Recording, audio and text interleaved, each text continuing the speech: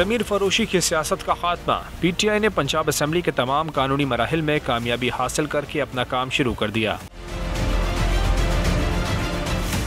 Deputy speaker वासिक Qayyum ने बिला मुकाबला मुंतखब होकर अपने ओहदे का हल्फ उठा लिया। स्पीकर सब्तान खान ने हल्फ लिया। मैं वासिक क़य्यूम अब्बासी सिद्ध के दिल से हल्फ उठाता हूँ।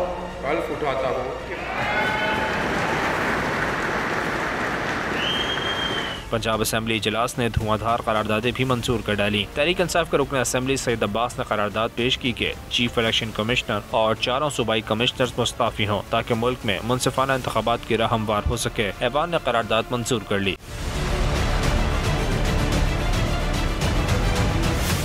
करारदाद में कहा गया कि आलमी साजिश के तहत कानूनी हुकूमत को गिराया गया। मुल्क में बदतरीन माशी बहरान पैदा हो चुका है। ऐवान मुतालबा करता है कि तमाम सियासी जमातें शफाफ इंतखाबात को यकीनी बनाने के लिए मुतफ़क़ा तौर पर इक़दाम करें। ये ऐवान नाकाबिले तदीद ठोस शवाहिद की बुनियाद पर मौजूदा इलेक्शन कमीशन ऑफ पाकिस्तान पर शदीद तहफ़्फ़ुज़ात का इज़हार करता है और मुतालबा करता है कि मौजूदा चीफ इलेक्शन कमिश्नर और मेंबरान इलेक्शन कमीशन फौरी तौर पर मुस्तफ़ा हों, गैर मुतनाज़ा इलेक्शन कमीशन की तश्कील करे जो कि वक्त की जरूरत है। पंजाब असम्बली ने पिछली हुकूमत की जानिब से सेक्रेटरी कानून को दिए गए इख्तियारात वापस सेक्रेटरी असम्बली को तफवीज़ करने की करारदाद भी मंजूर कर ली।